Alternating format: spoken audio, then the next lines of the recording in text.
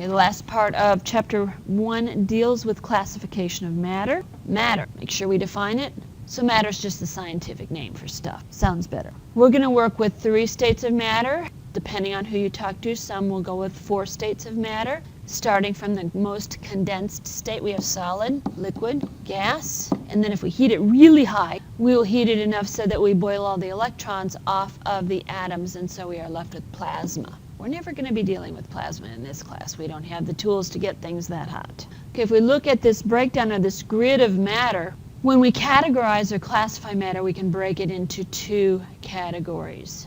We can have a pure substance, or we can have a mixture. Pure substance means there's only one thing present in our container, or that we are working with. Pure substances can be broken down even further, and there are 2 subgroups under pure substances. We can have compounds, which are composed of 2 or more elements chemically combined. If we don't have a compound, the other pure substance we can have is an element. And there are at least 109 of those that we can work with. We're only going to be able to work with about 40 of them. If I have multiple things that I can detect in my container, and each of the different parts is unique, then I have a mixture. And I can break mixtures into 2 categories as well. I can have heterogeneous mixtures, where it is not a uniform distribution of particles throughout. The other type of mixture I can have is a homogeneous mixture, sometimes also pronounced homogeneous mixture. Homogeneous mixtures are the same throughout. They are uniform. It is impossible to detect differences in the beginning of your substance sample compared to the end of it. Another name for homogeneous mixtures is solutions. When I have mixtures, what that means is I can physically separate them into their pure substances. And I separate them by physical means. A variety of different ways I can separate them. It depends what kind of mixture I have, whether it's a heterogeneous mixture or a homogeneous mixture. For example, if I have a mixture of sand and water, that is indeed a mixture. It's heterogeneous. How could I separate that? Filtering would be a good choice. That allows me to remove the solids, and I'm left with the liquid behind.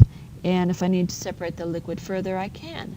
One way I can separate liquids, especially if they have different boiling points, is to distill them. If I have a mixture, a homogeneous mixture of salt water, and I want to separate it into its 2 pure substances, that would be the water and the table salt, then I can evaporate the water. So that would be separating a mixture, a homogeneous mixture of substances.